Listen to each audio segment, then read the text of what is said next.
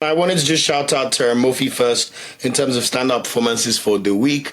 Not because he scored a goal, but Murphy is finally back fit for OG Nice in France. He tore his ACL last year and he had not played a competitive fixture since Nigeria's 2-1 loss to Benin last year. So yesterday was finally his first appearance of the season for his club side, who are actually challenging for a Champions League spot. At the moment, I think they're fourth in League One, so they're only a few points behind Marseille, who seem to be faltering over the past few weeks. So really, really good to see. And shout out to you, Murphy. Hopefully he can score his first goal of the season soon as he builds up his fitness. And we know that, look, you can never have too many strikers, especially considering how we can't do anything without Osimhen these days. So shout out to you, Murphy. I'm glad to have you back. Also, we have to shout out to Nottingham Forest boys. Their season continues to go from good to great. Ola Aina and Taiwo Awoniyi will be going to Wembley because Nottingham Forest defeated Brighton in the FA Cup quarter-final on Saturday. The game ended 0-0, and then in penalty shootout, Nottingham Forest were able to win 4-3 in Brighton's home, which is no mean feat at all. So very, very fantastic news, and I believe it's Nottingham Forest's first FA Cup semi-final appearance in at least 30 or 40 years. So really, really impressive achievement by the boys. Both players started the game. Ola Aina even played all 120 minutes and, of course, kept another clean sheet. So shout out to him. It's their third straight penalty shootout win in the FA Cup. So just an unbelievable season for them. You know, they get to go to Wembley. So they're going to play Manchester City, which we all know is going to be a very tricky fixture. But Nottingham Forest have beaten Man City once already this season. So anything is possible, even though, you know, on Wembley, neutral grounds, you probably give the slight edge to Man City, but anything is possible. They're still third in the Premier League, and it's looking more likely that they will make a Champions League spot rather than not. They have a bit of a cushion to all the teams in fourth and below, and we do know that once another Premier League team wins one more game in the Premier League, in the Champions League this season, whether that's Arsenal or Aston Villa, that will pretty much confirm that the Premier League will have 5 spots in the Champions League for next season based on our coefficients. So just unbelievable from Ola Aina, Taiwo Awoniyi and Nottingham Forest. You know, left to me, I even say Ola Aina's been the standout right back in the Prem this season, for me personally. So long may the exploits continue. And mind you, this is only Nottingham Forest's third season back in the Prem. So for them to be making the Champions League in the third season already, just a fantastic job from Nuno Espirito Santo and everybody. And of course, I want to see more Nigerian players playing in the Champions League and the big league. So shout out to them. Taiwo Awoniyi also started this game. He played at about 60-something minutes. He didn't score, but still good to see him making his contribution in the FA Cup run because he started majority of the FA Cup games. So yeah, shout out to them. Also, Victor Boniface scored on Friday. It was his first start for Bayer Leverkusen since February 8th. They beat Bochum 3-1. And he scored quite a good goal as well. You know, got to see him do dance moves with Frimpong and co. After the game, he posted on Instagram saying, Nigeria, please be patient with me. The goal will come. And I agree. Nigerian fans, please relax on Victor Boniface. This is one of our elite level talent, as I keep saying. If I was to say there's a current bracket, it's Osimhen, Lookman, Boniface, Ola Aina. Maybe those 4 alone, to be honest, when you look at the clubs they play for and how they're performing for sides that should be making Champions League runs. You know, these are the elites that we have in our squad right now. So please give Victor Boniface some grace, and good to see him back in goal scoring form, and long may it continue. It looks like the Bundesliga title may be done because they're 6 points behind Bayern Munich with only about 6 games to go. Bayern Munich beat St. Pauli 3-2 the other day, and I thought if Bayern dropped points there, maybe it was still possible, but it's going to be really hard for them to make up a 6-point gap because they don't actually play Bayern Munich directly anymore between now and the end of the season. But anyway, as long as there's hope, we'll continue to hope for the best for our Bayer Leverkusen boys in that game. Moses Simon was also on the score sheet for Nantes. They did lose 3-2 to Le Havre, which just tells you exactly what I feel about Nantes. However, he's now their joint top goal scorer in the season with 7 goals, and he also has the most assists for the team with 8, which puts him in number 2 in Ligue 1 rankings. Just for context, the second best assister that Nantes have has only 2 assists.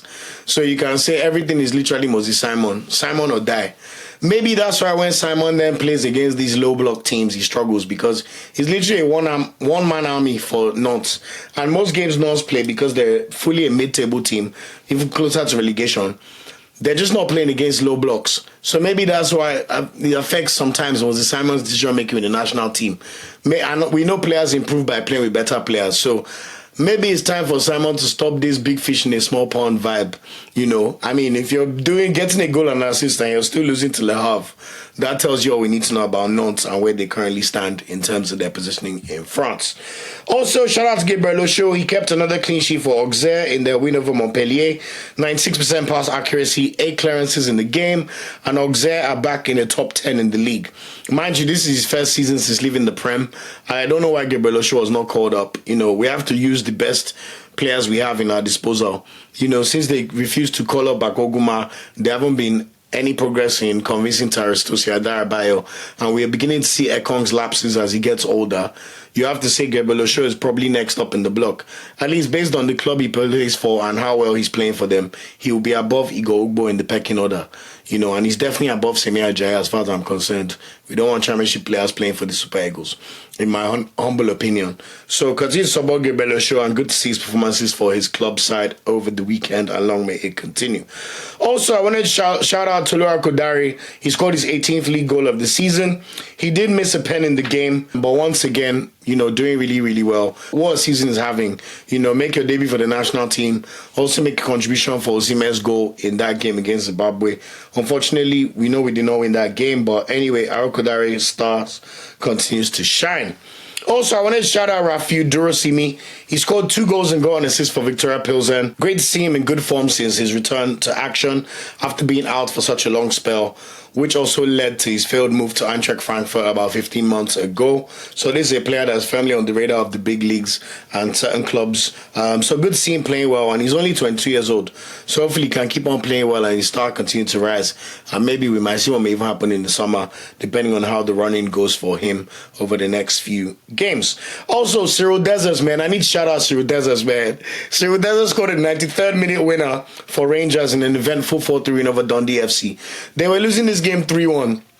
And honestly, like, Dessers' goal was just fantastic. Like, long ball, the defender missed his header and headed it straight into Dessers' path. He just chested the ball and tapped it in with his right foot with a fantastic finish in stoppage time to give Rangers the win.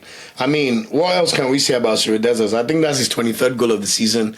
Yes, we have to caveat the level of the Scottish League, but this guy's a bagsman, man, and his confidence continues to grow. Also, I love the fact that he's playing for Rangers, which means he has a better propensity of dealing with pressure. You know, when you play for Rangers, whether you say Scotland or not, you're playing for one of the 2 biggest clubs in Scotland, and they demand perfection. And Dessers had moments when he's gone up, when he's gone down, but he continues to score goals, continues to deliver.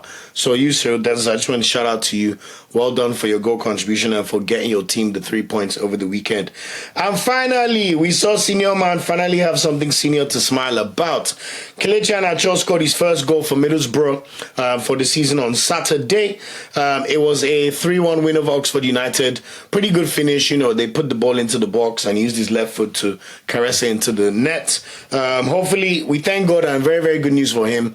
Hopefully, we can see him get his career back on track. He was quite emotional when celebrating the goal as well, because he should really be doing way better than Middlesbrough at age 28. This is supposed to be the prime of Kelechi Iheanacho's career, and we did not expect him to be playing in Championship. You know, he signed for Sevilla at the start of the summer, and we thought that could be the beginning of some big things for him, but in January, he got replaced by Akko Adams. They even said another Nigerian striker. That's how fed up they were with Iheanacho in Seville. They said, please be going. Go to Championship and see what can do. So I don't really like monitoring the Championship, but we'll keep a close eye on what Iheanacho is doing in that league.